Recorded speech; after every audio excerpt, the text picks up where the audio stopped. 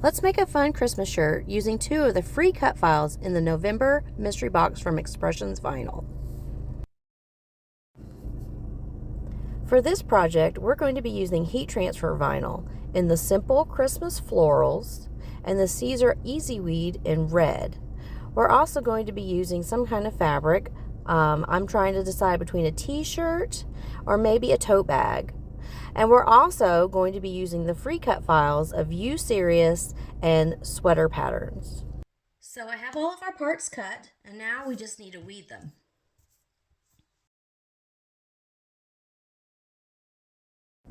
Find the center of your shirt and start adding your designs. After applying heat, be sure you keep those carrier sheets handy in case you need to use them again to protect some of the vinyl.